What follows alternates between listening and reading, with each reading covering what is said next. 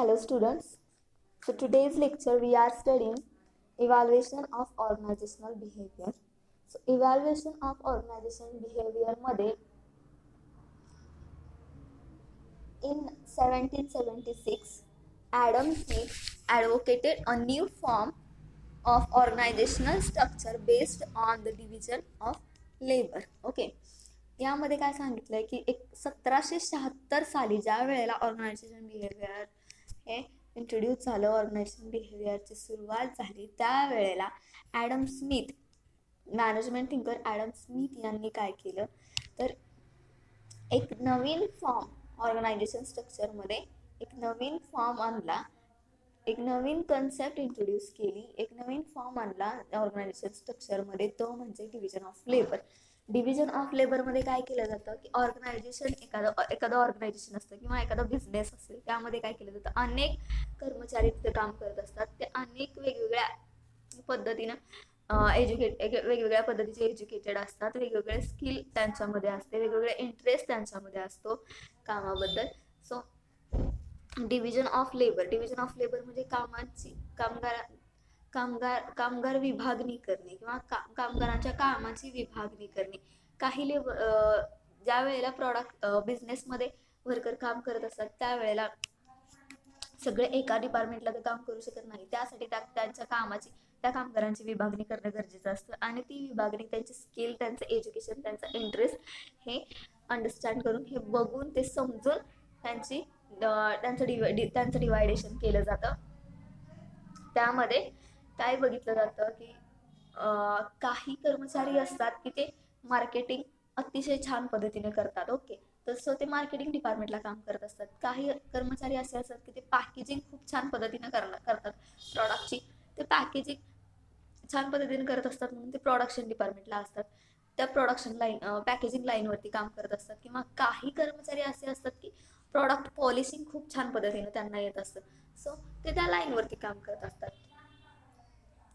काही सगळे कर्मचारी एकाच ठिकाणी काम करणं हे अवघड होऊ शकतं बिझनेससाठी. म्हणून काय केलं जातं, ॲडम स्मिथ यांनी काय सुचवलं, यांनी काय इंट्रोड्यूस केलं की आपल्याला बिझनेसमध्ये जे वर्कर काम करतायत त्यांचं डिवायडेशन करणं अतिशय महत्वाचं आहे. म्हणजे ते पार्टमध्ये डिवाइड होऊन काम करायला लागतात. Okay, so 100 years later, German sociologist Max Weber introduced the concept about rational organization and initiated the of leadership. Okay, so त्याच्यानंतर 100 years later, ओके, 100 वर्षानंतर जर्मन सोशोलॉजिस्ट मॅक्स वेबर यांनी कोणती इंट्रोड्यूस कन्सेप्ट केली, जी की रॅशनल ऑर्गनायझेशन बद्दल आहे. तेव्हापासून कोणत्या कन्सेप्टची सुरुवात झाली, ती म्हणजे leadership. Okay, German sociologist Max Weber यांनी मॅनेजमेंटमध्ये लीडरशिप ही कन्सेप्ट इंट्रोड्यूस केली.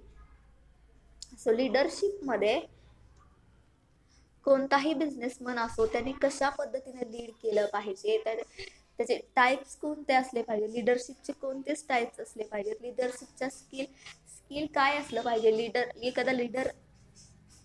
एखादा ऑर्गनायझेशनला लीड करत असेल तर त्याचे स्किल कोणते असले पाहिजेत.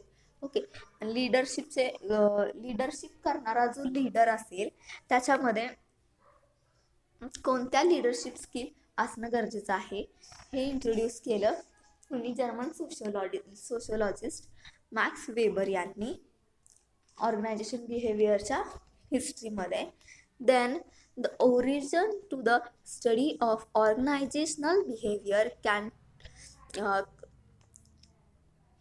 can track its roots back to Max Weber. Okay, and earlier organizational study, it is generally considered to have begun as an academic discipline with the advent of scientific management. Scientific मॅनेजमेंटमध्ये किंवा मॅनेजमेंटमध्ये जे वर्कर्समध्ये असणारी, जे कामामध्ये आपली discipline कशा पद्धतीने असली पाहिजे, याची सुरुवात हे मॅक्स वेबर यांनीच केली. मॅनेजमेंटमध्ये डिसिप्लिनला अतिशय महत्त्व दिलेलं आहे. मॅक्स वेबर यांनी, हेनरी फेऑल यांनी डिसिप्लिनला अतिशय महत्त्व दिलेलं आहे त्यांनी. Then in the 1890s, okay, 1890s मध्ये 1890s with Taylorism representing the peak of the movement.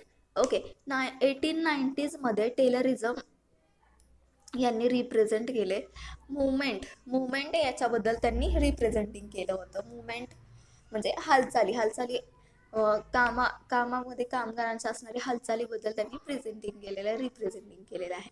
दस it was Frederick Winslow Taylor who introduced the systematic use of goal setting and rewards to motivate employees that could be considered as the starting of the academic discipline of organizational behavior. Okay, so Frederick Winslow Taylor यांनी काय introduce केलं तर आपल्याला जो बिझनेसची achieve करायचा आहे, goal achieve करायचा आहे, बिझनेसशी रिलेटेड असणारा आपल्या कामामध्ये असणारा गोल जो अचीव करायचा आहे, त्याच्यासाठी अकॅडमिक डिसिप्लिन हे किती महत्त्वाचे आहे आणि किती इफेक्टिव्ह आहे हे इंट्रोड्यूस त्यांनी केलं organizational बिहेवियरमध्ये.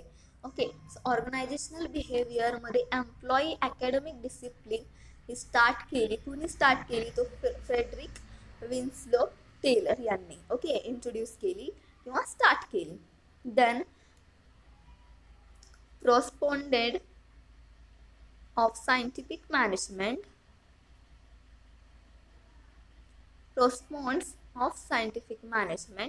hide that rationalizing the organization with precise set of introduction and time motion studies would lead to increased productivity. Studies of different compensation system were also carried out motivate worker. Okay, scientific मॅनेजमेंटमध्ये एखाद्या ऑर्गनायझेशनमध्ये जे की कर्मचाऱ्यांना motivate केलं जातं ते time to time असणं अतिशय महत्त्वाचं आहे. टाईम टू टाईम कर्मचाऱ्यांना मोटिवेट केल्यानं त्यांचं मोटिवेशन इन्क्रीज होतं, ते मोटिवेट होतात, त्याच्यामुळं काय होतं तर प्रॉडक्टिव्हिटी इन्क्रीज होत असते. ओके, सो वर्करला मोटिवेट करणं सायंटिफिक मॅनेजमेंटमध्ये अतिशय महत्त्वाचं आहे असं इथं सांगितलं गेलेलं आहे. सो इव्हॅल्युएशनमध्ये पहिल्यांदा काय तर 1776 साली ज्या वेळेला ऑर्गनायझेशन बिहेवियर स्टार्ट झालं त्यावेळेला ॲडम स्मिथ यांनी एक नवीन फॉर्म ऑर्गनायझेशन स्ट्रक्चरमध्ये बेस्ड केला, तो म्हणजे डिव्हिजन ऑफ वर्क किंवा division of labour. Division of लेबरमध्ये काय केलं जातं तर कामगाराची विभागणी केली जाते, ती त्यांच्या स्किलनुसार, इंटरेस्टनुसार आणि त्यांच्या एज्युकेशननुसार केली जाते. ओके, बिझनेसमध्ये कारण सगळे कर्मचारी एकाच ठिकाणी काम करू शकत नाहीत, तर डिव्हिजन वाईज काम केलेलं बेस्ट असतं ऑर्गनायझेशनसाठी. देन त्याच्यानंतर 100 वर्षानंतर जर्मन सोशिओलॉजिस्ट मॅक्स वेबर यांनी दुसरी कन्सेप्ट इंट्रोड्यूस केली, ती म्हणजे लिडरशिपमध्ये काय तर लीडर हा कशा पद्धतीने असला पाहिजे, लीडरच्या ॲक्टिव्हिटीज कोणत्या असल्या पाहिजेत आपल्या कर्मचाऱ्यांबाबत किंवा कर्मचाऱ्यांच्या बद्दल कोणत्या ॲक्टिव्हिटीज त्यांनी पार पाडल्या पाहिजेत हे सांगितलं गेलं लिडरशिपमध्ये. लिडरशिपमध्ये जो लीडर असेल त्याच्याकडे कोणत्या स्किल असणं गरजेचं आहे. लिडरशिपची सुरुवात त्यांनी केली. कोणी केली तर जर्मन सोशिओलॉजिस्ट मॅक्स वेबर यांनी लिडरशिप इंट्रोड्यूस केलं. ॲडम स्मिथ यांनी डिव्हिजन ऑफ लेबर हे इंट्रोड्यूस केलं. देन मॅक्स वेबर यांनीच अकॅडमिक डिसिप्लिन इंट्रोड्यूस केली ऑर्गनायझेशन बिहेवियरमध्ये. देन फ्रेडरिक विन्स्लो टेलर यांनी काय इंट्रोड्यूस केलं तर यांनी सुद्धा अकॅडमिक डिसिप्लिनलाच जास्तीत जास्त महत्त्व त्याला दिलं. आणि दुसरं महत्त्व म्हणजे त्यांनी मोटिवेशनला त्यांनी दुसरं इम्पॉर्टन्स दिलं. सो फ्रेडरिक विन्स्लो टेलर यांनी काय इंट्रोड्यूस केलं तर त्यांनी काय मुवमेंट इंट्रोड्यूस केल्या. कर्मचाऱ्याच्या मुवमेंट त्यांनी इंट्रोड्यूस केल्या, हे लक्षात ठेवा. त्यांनी मोटिवेशनला सुद्धा महत्त्व दिलेलं आहे आणि त्यांनी अकॅडमिक डिसिप्लिनला सुद्धा महत्त्व दिलेलं आहे. परंतु त्यांनी जर काय इंट्रोड्यूस केले हा जर प्रश्न विचारला गेला तर ते लक्षात असलं पाहिजे. त्यांनी काय इंट्रोड्यूस केलं तर त्यांनी मुवमेंट, ज्या एम्प्लॉई मुवमेंट असतील त्या इंट्रोड्यूस केल्यात.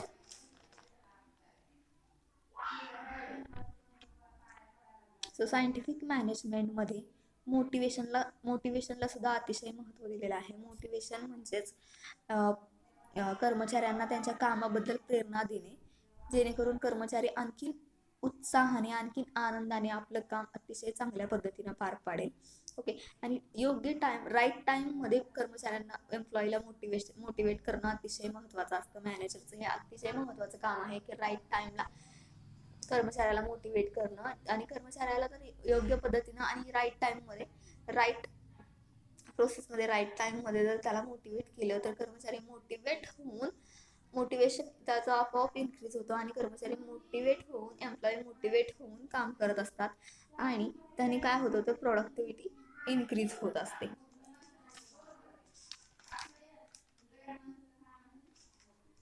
देन त्याच्यानंतर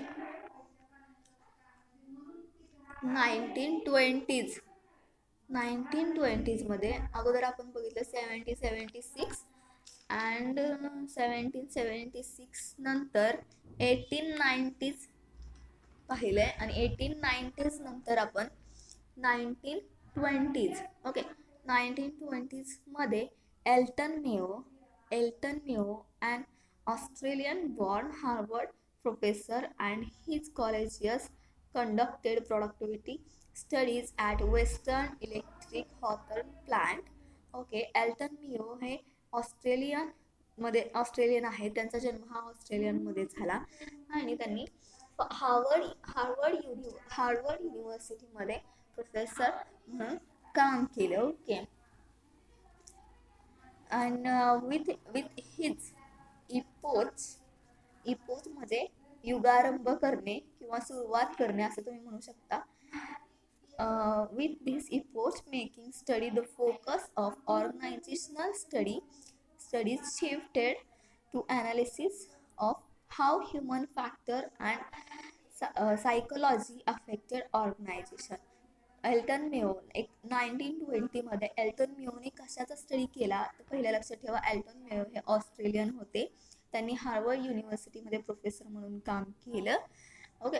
सो एल्टन मेयोने 1920 मध्ये कशाचा स्टडी केला तर त्यांनी स्टडी केला की ह्युमन फॅक्टर आणि सोशिओलॉजी कशा पद्धतीनं ऑर्गनायझेशनवरती इफेक्ट करते. ओके.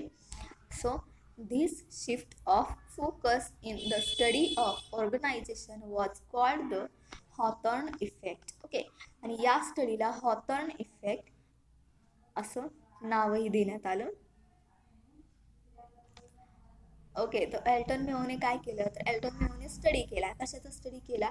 सो ह्युमन फॅक्टर आणि सायकोलॉजी यांचा इफेक्ट ऑर्गनायझेशनवरती कसा होतो याचा स्टडी एल्टन मेयोने केला आणि त्याला नाव दिलं Hawthorne effect. Okay.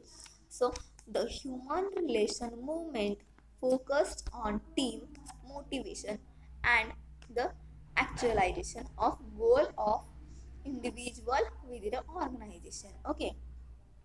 So organization जी असेल, ऑर्गनायझेशनचा गोल काय असतो तर प्रॉफिट अचीव करणं, जास्त प्रॉफिट अचीव करणं. ओके. प्रॉफिट इन्क्रीज करणं हा कोणत्याही ऑर्गनायझेशनचा हाच गोल पहिला तर असू शकतो की प्रॉफिट अचीव करणं, जास्तीत जास्त प्रॉफिट अचीव करणं. ओके.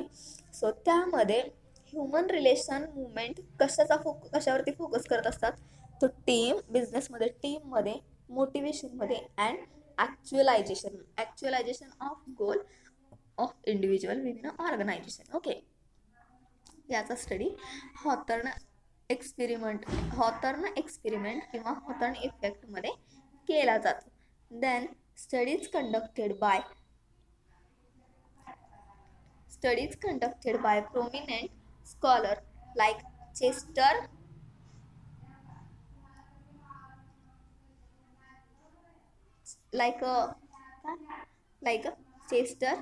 Barnard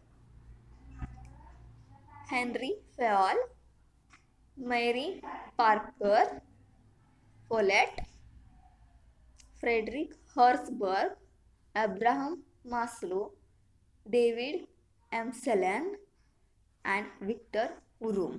हे जे आहेत ते मॅनेजमेंट थिंकर आहेत. त्यांच्या वेगवेगळ्या मॅनेजमेंटच्या थिअरीज आहेत, त्या तुम्हाला पुढे असणार आहेत. आता नाही आहे, पण एवढं लक्षात ठेवा की हे सगळे कोण आहेत, तर हे सगळे मॅनेजमेंट थिंकर आहेत. सो कोण कोण, तर Chester Barnard, Henry Fayol, Mary Parker Follett, Frederick Herzberg, ज्यांनी मोटिवेशनच्या थेरी लिहिलेल्या आहेत. यामध्ये बऱ्यापैकी मोटिवेशनच्या थेरीवाले आहेत, बऱ्यापैकी लिडरशिपच्या थेरीजवाले आहेत. Okay, so Abraham Maslow, David एमसेलन and Victor Vroom. Okay, हे सगळे मॅनेजमेंट थिंकर आहेत. यामध्ये Frederick Herzberg and Abraham Maslow, Victor Vroom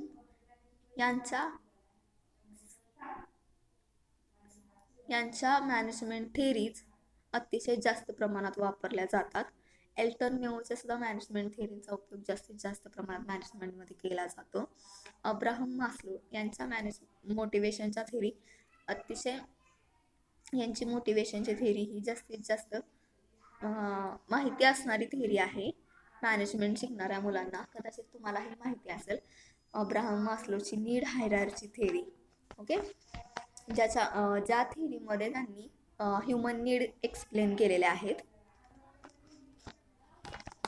हे सगळे मॅनेजमेंट थिंकर आहेत, एवढं लक्षात ठेवा.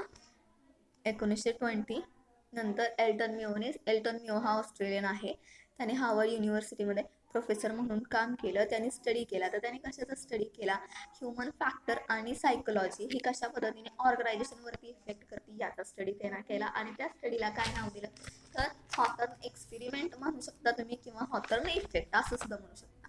मोस्टली हॉथर्न एक्सपेरिमेंट म्हटलं जातं त्याला, जो की एल्टन मिओचा आहे. ओके, मॅनेजमेंटमध्ये.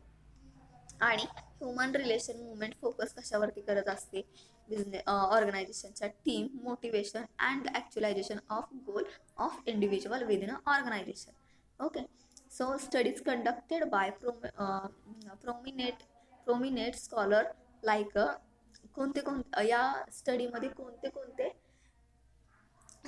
किंवा ऑर्गनायझेशन बिहेवियर किंवा इव्हॅल्युएशन ऑफ ऑर्गनायझेशनल बिहेवियर याच्यामध्ये कोणते विद्वान आहेत की ज्यांनी पुढाकार घेतलेला आहे.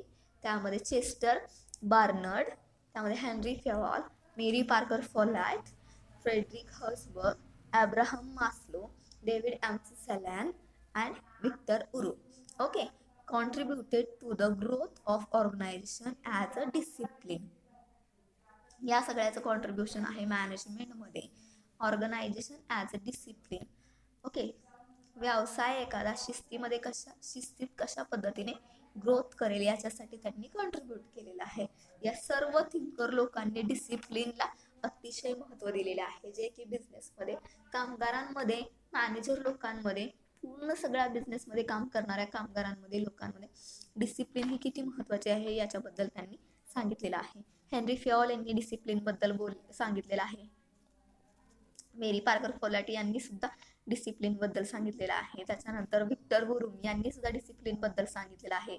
अब्राहम मास्लो यांनी सुद्धा डिसिप्लिनला इम्पॉर्टन्स दिलेली आहे. देन फ्रेडरिक हर्सबर्ग यांनी सुद्धा इम्पॉर्टन्स बद्दल सांगितलेलं आहे. सो सगळ्या विद्वानांच्या, सगळ्या थिंकर लोकांच्या मताने डिसिप्लिन ही कशा पद्धतीनं ऑर्गनायझेशनला ग्रो करत असते, त्या ऑर्गनायझेशनची ग्रोथ करत असते याच्याबद्दल यांनी ऑर्गनायझेशन बिहेवियर मध्ये सांगितलेलं आहे. Then in the 1960s, okay, याच्या अगोदर आपण बघितलं 1920च्या अगोदर आपण बघितलं 18 आय थिंक आपण त्याच्या अगोदर पाहिलंय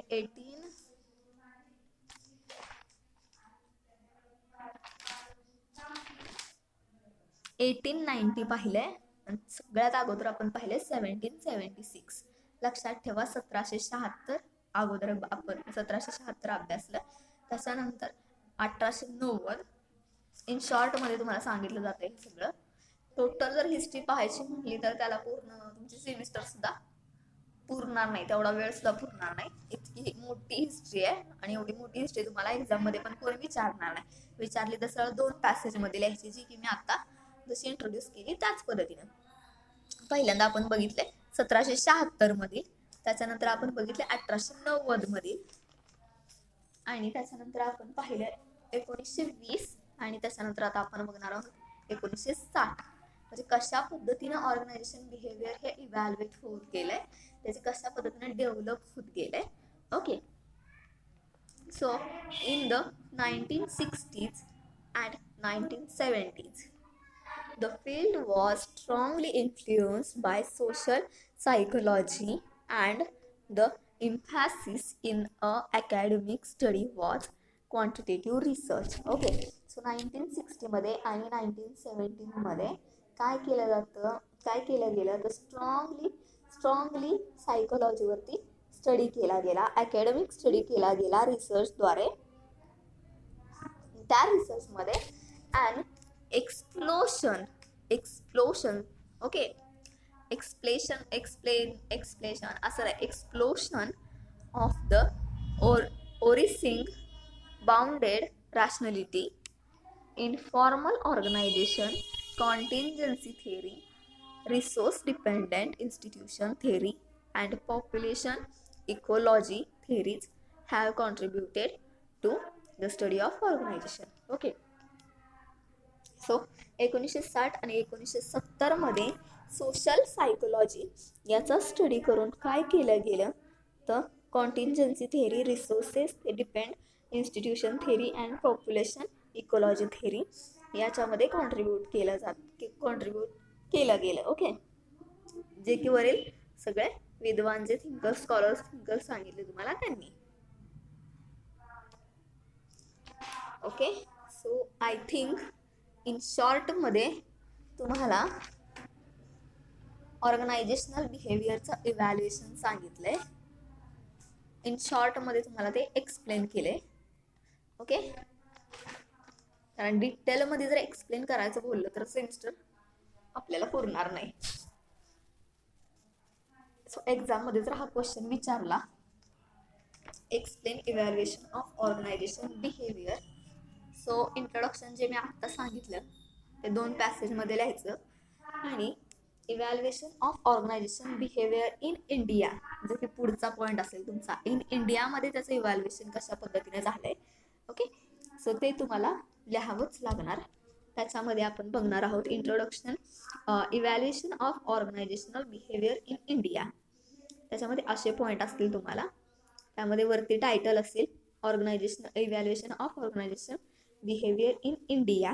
ओके, सो वरचा पॉईंट जो आहे तो स्लाइडमध्ये गेलाय, पण वरती जो पॉईंट आहे तो असा पॉईंट आहे की evaluation of organisation behaviour in India.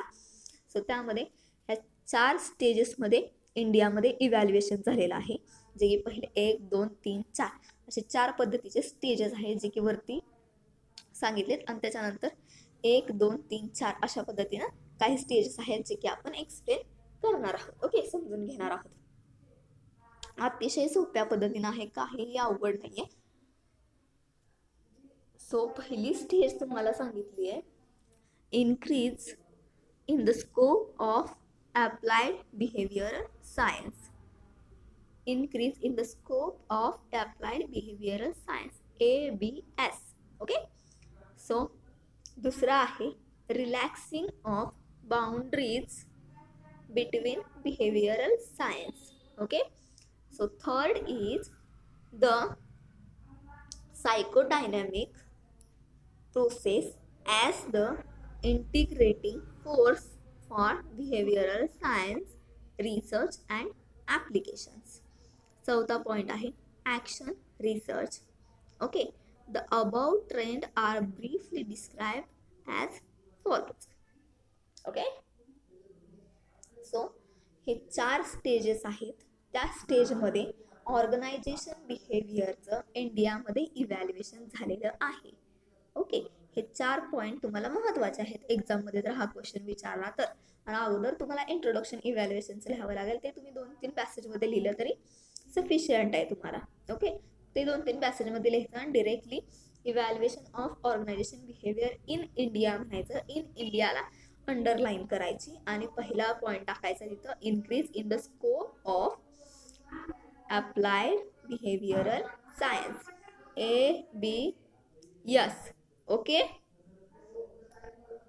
त्याच्यामध्ये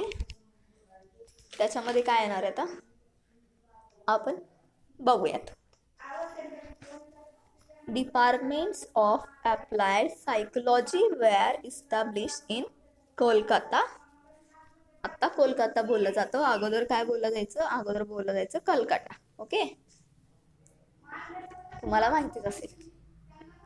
department of applied psychology were established in Kolkata and later in other universities certain center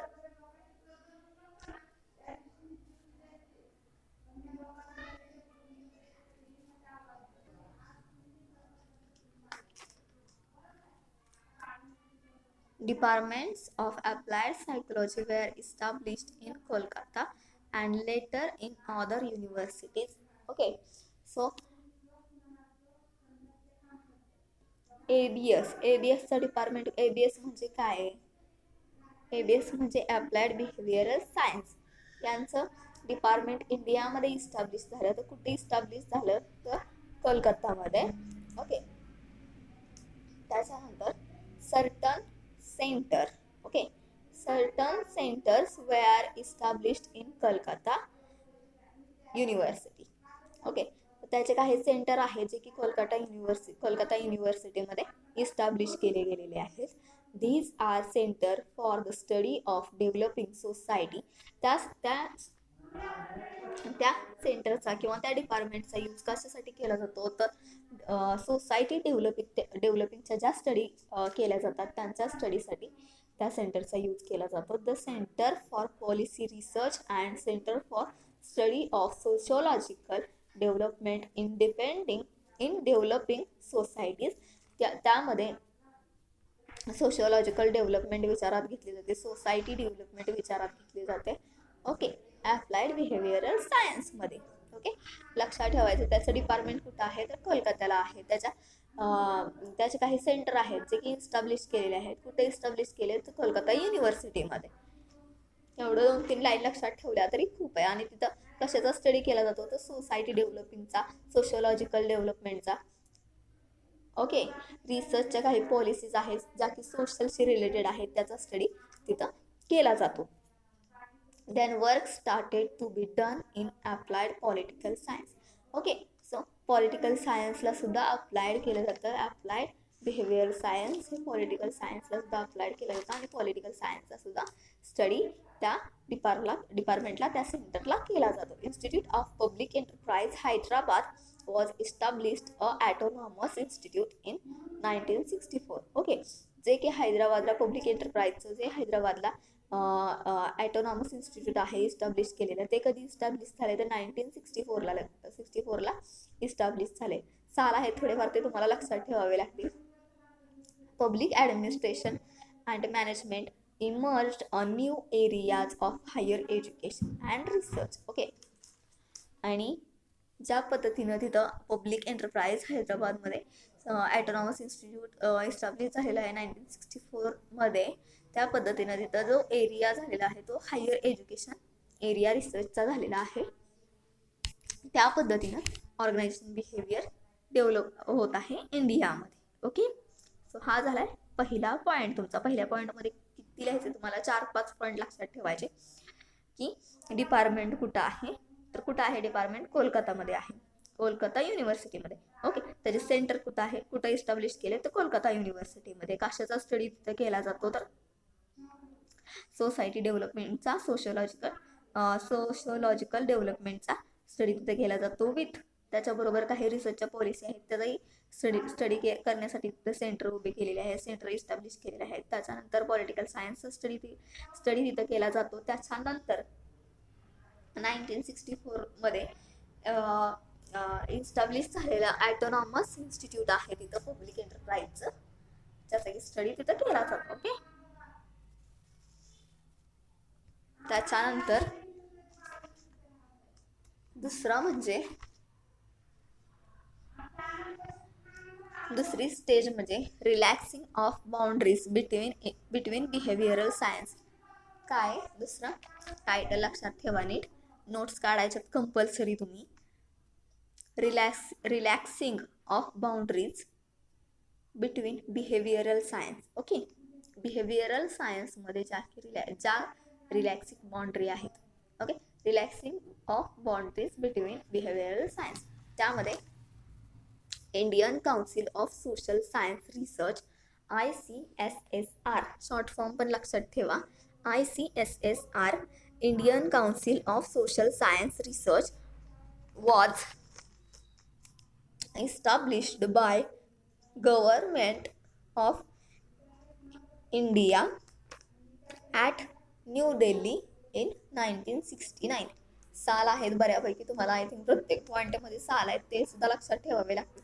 कारण एखादं डिपार्टमेंट इस्टॅब्लिश झाले तर कधी इस्टॅब्लिश झाले हे सांगणं गरजेचं आहे. ज्या पद्धतीने की ते कुठं इस्टॅब्लिश झाले हे सांगणं, त्याचं डिपार्टमेंट कुठं आहे हे जितकं महत्त्वाचं आहे तितकंच महत्त्वाचं आहे की ते कधी इस्टॅब्लिश झाले. Okay, so Indian council of social science research was established by government of India at New Delhi in 1969. Okay, 1969 Indian council of social science research establish केलं गेलं नवी दिल्लीमध्ये गव्हर्नमेंटद्वारे. Okay, it respond review of research in psychology, the first review done by Mitra in 1972. Okay, इथं काय केलं, research review घेतले गेले सायकोलॉजीबद्दल, स्पॉन्सर्ड केलं गेलं रिसर्च इन सायकोलॉजी रिव्ह्यूसाठी. सो फर्स्ट रिव्ह्यू कोणाचा घेतला गेला इथं तर Mitra. Okay, Mitra in 1972. Okay, use traditional classification for the topics काय होते त्या रिव्ह्यूसाठी, सायकोलॉजिकल रिसर्च रिव्ह्यूसाठी टॉपिक कुठले होते तर ट्रॅडिशनल क्लासिफिकेशन. ओके, हा टॉपिक होता. And the second review made by Pareek 1982. First review 1972 मित्रा, सेकंड रिव्ह्यू पारिक 1982. Use classification based on theme including social issue like.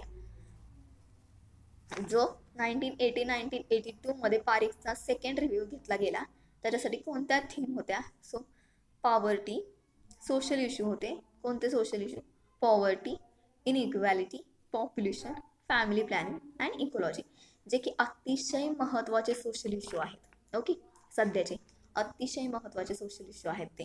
So first 1970 मित्राचा, त्यावेळेला कोणता टॉपिक होता, ट्रॅडिशनल क्लासिफिकेशन. लक्षात ठेवायचं इन शॉर्टमध्ये, म्हणजे तुम्हाला एक्झाममध्ये लिहिता येईल. ओके, सो सेकंड रिव्ह्यू घेतला त्यावेळेला तो कोणाचा होता, पारिकचा होता. कधीचं झालं होतं, 1980 1982. त्यामध्ये काय थीम होती किंवा काय टॉपिक होते तर सोशल इश्यूवरती होते. मग सोशल इश्यू कोणते आहेत लगेच लक्षात आले पाहिजेत की बाबा पॉवर्टी आहे, इनइक्वॅलिटी आहे, पॉप्युलेशन आहे, फॅमिली प्लॅनिंग आहे आणि इकोलॉजी आहे. ओके, इन दिस रिव्ह्यू पारिक utilized relevant writing from other behavioral science. Okay, for topic like communication, influence and political process. पारिकच्या रिव्ह्यू मध्ये जे काही बिहेवियरल सायन्स टॉपिक युटिलाइज केले गेले होते, लाईक कम्युनिकेशन असेल, then influence and political process. Okay, political प्रोसेसवरती परिणाम करणार इन्फ्लुएन्स कशा पद्धतीने होतं. Okay, and in the third review topic like intergroup relation, rural development and organizational effectiveness were included. Okay, third topic काय होता, त्याच्या पहिला सोशल इश्यू होते, त्याच्यामध्ये काय काय होतं, poverty, inequality, population, family planning and ecology. स्लाईडवरती तुम्हाला दिसत असेल व्यवस्थित असं मला वाटतंय, त्याचं बघून तुम्ही नोट्स काढायचे आहेत. सो नोट्स असल्या म्हणजे तुम्हाला एक्झामला अभ्यास स्टडी करण्यासाठी तुमचा इझी पडेल ते. ओके, फर्स्ट रिव्ह्यूमध्ये फर्स्ट पारिकच्या फर्स्ट थीममध्ये टॉपिकमध्ये काय काय इन्क्लूड केलं गेलं होतं, ते सोशल इश्यू होते. त्यामध्ये कुठले कुठले? Poverty, inequality, population, family planning and ecology. Okay, so 4 रिव्ह्यूमध्ये आणखीन काय युटिलाइज केलं गेलं होतं बिहेवियर सायन्समध्ये? ओके, तर त्यामध्ये काय आणखीन होतं? तर त्यामध्ये होतं कम्युनिकेशन, त्यामध्ये होतं influence and political process. Okay, and third रिव्ह्यूमध्ये त्यामध्ये कोणते टॉपिक होते? तर इंटरग्रुप रिलेशन, रुरल डेव्हलपमेंट, जी की अतिशय महत्त्वाची आहे आत्ता सध्याच्या स्थितीला. बऱ्यापैकी तर रुरल डेव्हलपमेंट होत आहे, तरी पण महत्त्वाचे आहे. And organizational effectiveness, okay, include होता त्याच्यामध्येच. The behavioural science centre was established in new Delhi 1962. Okay, behavioural science centre establish झाले नवी दिल्लीला कधी? 1962 मध्ये. आणि ICSSR इस्टॅब्लिश झाले 1969 मध्ये. ICSSR means Indian council of social science research. Okay, so behavioural science centre BSc असं पण शॉर्ट फॉर्म मध्ये तुम्ही लक्षात ठेवू शकता. The behavioural science centre was established in new Delhi in 1962 under the chairmanship of Dr. S.K. मित्रा. Okay, behavioural science centre हे establish झालं नवी दिल्लीला, न्यू दिल्लीला 1962 मध्ये अंडर चेअरमनशिप. कुणाच्या चेअरमनशिपच्या अंडर? तर डॉक्टर S.K. मित्रा. हे नावं तुम्हाला लक्षात ठेवावी लागणार. जरी तुम्हाला अवघड वाटत असली तरी तशी अवघड नाही आहेत एवढी, जशी की थिंकरची नावं लक्षात ठेवायची तशी नाही आहेत. त्या पद्धतीने लक्षात राहतील स्टडी व्यवस्थित केला, नोट्स व्यवस्थित प्रिपेअर केला तर.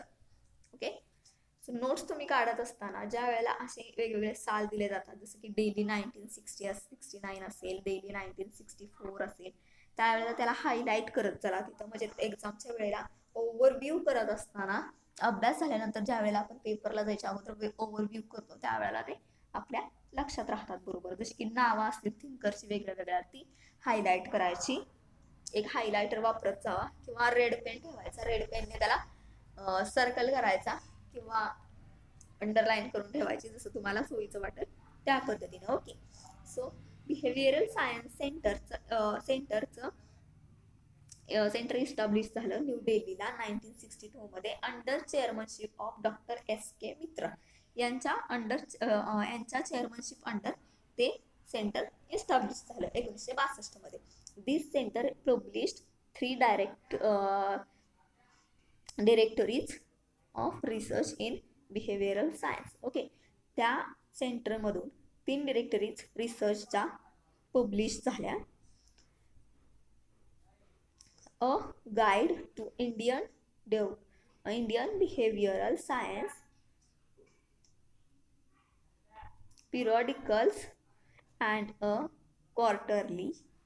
ओके, सो जे की 3 डायरेक्टरीज रिसर्चच्या बिहेवियर सायन्सच्या पब्लिश्ड झाल्या. त्यांनी ते काय गाईड करत होत्या? त्या काय गाईड करत होत्या? ते रिसर्च काय गाईड करत होते? तर बिहेवियरल सायन्स पिरियॉडिकली आणि क्वार्टरली. ओके, सो क्वार्टरली ते काय करत होते तर ते डिरेक्ट करत होते, गाईड करत होते. Okay, so Indian behavioural science ABS, Indian applied behavioural science ABS,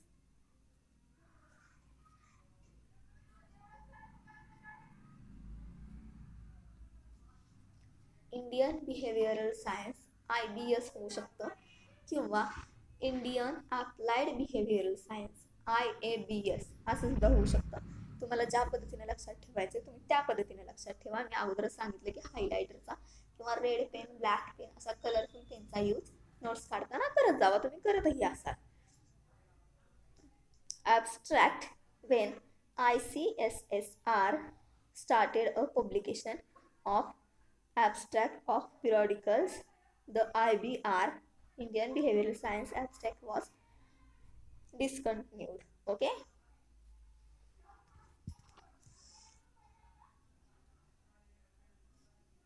ज्या वेळेला Indian council of social science research याद्वारे रिसर्च रिव्ह्यू घेतले जात होते. त्याच्यानंतर त्याच्या अगोदर बिहेवियरल सायन्स सेंटरद्वारे काही रिव्ह्यू घेतले जात होते. रिव्ह्यू ऐवजी त्यांच्याद्वारे काही रिसर्च 3 डायरेक्टरीज पब्लिश केल्या जात होत्या. त्या कशा असायच्या, कशा पब्लिक केल्या जायच्या, पिरियॉडिकली अँड क्वार्टरली. ओके. त्या इंडियन ICSSR मुळे काय व्हायला लागलं तर डिस्कंटिन्युटी व्हायला लागली. कशामध्ये? बिहेवियरल सायन्स सेंटर यांच्या पब्लिश झालेल्या 3 डायरेक्टरीजमध्ये डिस्कंटिन्युटी व्हायला लागली. एवढंच लक्षात ठेवा. पहिला पॅसेज जरी लक्षात ठेवला तुम्ही तरी खूप आहे. सेकंड पॅसेजमधील 2-3 लाईन लक्षात राहणं गरजेचं आहे. तुम्ही प्रॉपर नोट्स काढल्यानंतर तुमच्या लक्षात राहणार आहे. सो नोट्स प्रॉपर काढा. आता सध्या वेळ नाही आपल्याकडे तेवढा प्रत्येकाला नोट्स तयार करून देणे इतपत.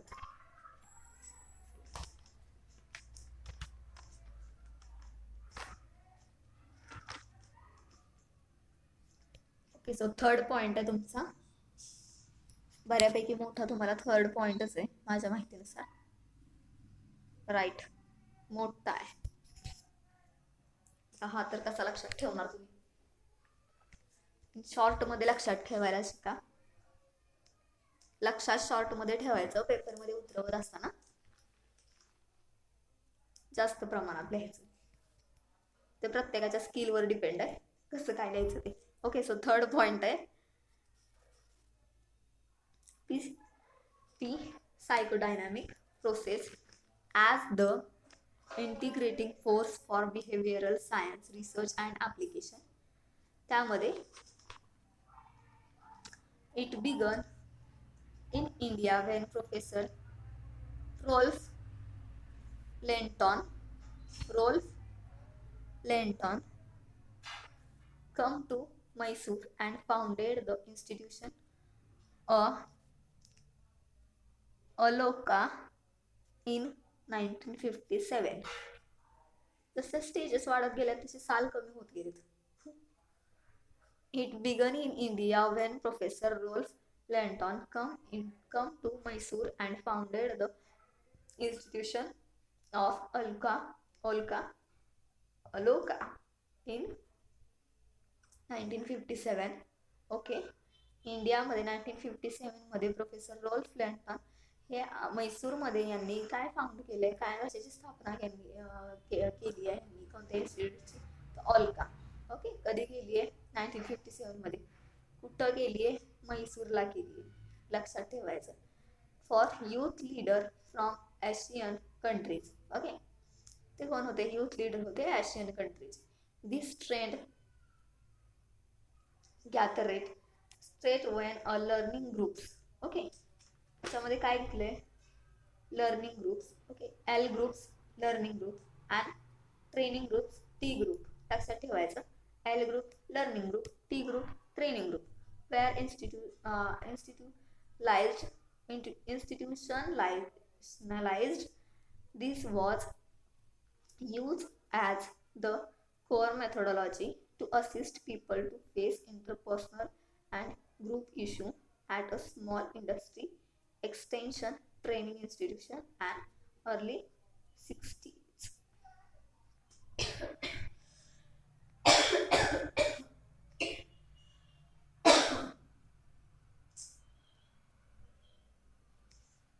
त्यांनी काय केले? स्टडी केलाय. कशाचा स्टडी केलाय? सो एल ग्रुप टी ग्रुपचा. Okay. Learning group training group यांचा स्टडी त्यांनी केलाय. त्याचबरोबर बिझनेसमध्ये असणारे कर्मचाऱ्यांचे, एम्प्लॉयींचे ग्रुप लेवल छोट्या छोट्या इंडस्ट्रीमधून सुद्धा त्यांनी लक्षात घेतलेले आहेत. Okay. Training institution is early 60s. Pareek join Rolf Lynton to reducing training and group development. Okay. So छोट्या छोट्या इंडस्ट्रीचे जे ग्रुप इश्यू आहेत हे लक्षात घेऊन त्यांनी त्यांच्या डेव्हलपमेंटसाठी ट्रेनिंग ग्रुप्स वगैरे तयार केलेले आहेत आणि त्या ट्रेनिंग ग्रुपचा आणि लर्निंग ग्रुपचा स्टडी त्यांनी इथं केलेला आहे. देन त्याच्यामध्ये Calcutta centre some of its behavioral scientists to Library National Transportation Library NTL short form आहे नॅशनल ट्रान्सपोर्टेशन लायब्ररीचा NTL. Okay, this was done under the guidance of Professor M.C. Gregor, Bennis and Baumgartel, social scientists from other parts of India. Okay, so याच्यामध्ये कोणते कोणते असे thinkers आहेत, कोणते कोणते असे स्कॉलर पीपल आहेत जे की आउट ऑफ इंडियाचे होते. त्यामध्ये MC Gregor, Bennis and Baumgartel. Okay, कशामध्ये तो the psychodynamic process as the integrating force for behavioral science research and applications. Then social scientists from other parts of India. Okay, लक्षात ठेवायचं कोणते कोणते इंडियाच्या बाहेरचे आहेत. त्याच्यानंतर also going to be NTL. Okay, National Transportation Library. A sizable group of NTL trained person was created. Okay, this group established the India Society of Applied Behavioral Science. Okay, जे group sizeable groups national transport लायब्ररीने जे trains group establish केले, create केले, त्याला Indian society ने apply केलं behavioural science Indian. Okay, so ISABS Indian society applied behavioural science. लक्षात ठेवा short form काय आहे, ISAB शॉर्ट फॉर्म आहे ISABS. त्याचा लॉंग फॉर्म आहे Indian society applied behavioural science in 1971 साल आले इथे सुद्धा. So it is highly specialized professionalized group of ABS expert engaged in advancing its cause. It is involved in developing ABS applied behavioral science competence through India. In 1981, Dhami P. Sinha has prepared a detailed record of development of applied behavioral science in India. Okay. So जे की training group तयार केले गेले त्याला applied केलं Indian applied behavioural science Indian सोसायटीनं त्याला applied केलं. ओके, देन त्याच्यानंतर 1981 मध्ये धामी पी सिन्हाने काय केलं तर अप्लाइड बिहेवियरल सायन्स इंडियाचं डेव्हलपमेंट करण्यासाठी त्यांनी मदत केली. कशाला मदत केली तर जे की ग्रुप्स क्रिएट केले जात होते, L ग्रुप, P ग्रुप यांना. ओके, सो लक्षात ठेवा थर्ड पॉइंट सुद्धा काय दिलाय तुम्हाला. थर्ड पॉइंट मध्ये तुम्हाला काय सांगितलंय, प्रोफेसर रोल्फ लेंटॉन हे आले. कुठून आले, ते बाहेरचेच असणार आहेत. ते म्हैसूरमध्ये आले. म्हैसूरमध्ये त्यांनी इन्स्टिट्यूट फाउंड केलं. त्या इन्स्टिट्यूटचं नाव होतं अलोका. ते कधी फाउंड झालं 1957 मध्ये. ते युथ लीडर होते एशियन कंट्रीचे. ओके, सो त्यांनी इथं काय जनरेट केलं, त्यांनी इथं काय क्रिएट केलं इंडियामध्ये येऊन, तर जे छोट्या छोट्या स्मॉल इंडस्ट्री होत्या त्यामध्ये असणारे एम्प्लॉयचे इश्यू जे आहेत ते इश्यू समजण्यासाठी आणि ते इश्यू सॉल्व करण्यासाठी त्यांनी काय केलं, 2 ग्रुप केले. त्यामध्ये पहिला ग्रुप म्हणजे लर्निंग ग्रुप, दुसरा ग्रुप म्हणजे ट्रेनिंग ग्रुप.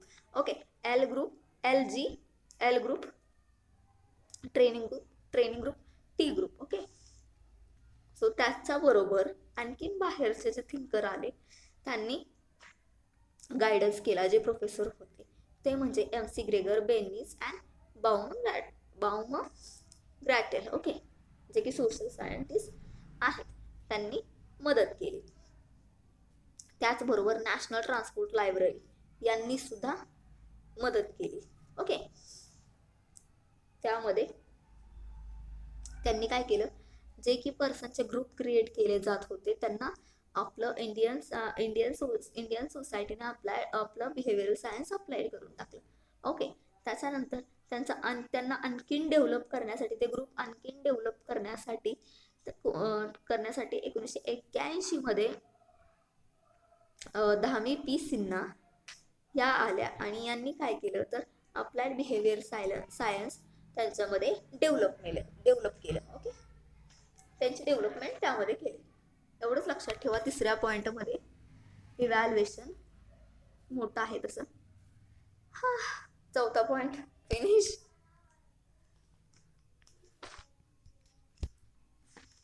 चौथा पॉइंट आहे ऍक्शन रिसर्च. सोपं आहे लक्षात ठेवायला, नाव तर सोपं आहे, ऍक्शन रिसर्च. तिसऱ्या पॉइंटचं नाव थोडंसं मोठं आहे. सो चौथा पॉइंट ऍक्शन रिसर्च. त्यामध्ये काय सांगितलं, action research began in India in community development. Okay, community development वरती ऍक्शन रिसर्चची सुरुवात झाली कम्युनिटी डेव्हलपमेंट वरती. But it emerge strongly in education at the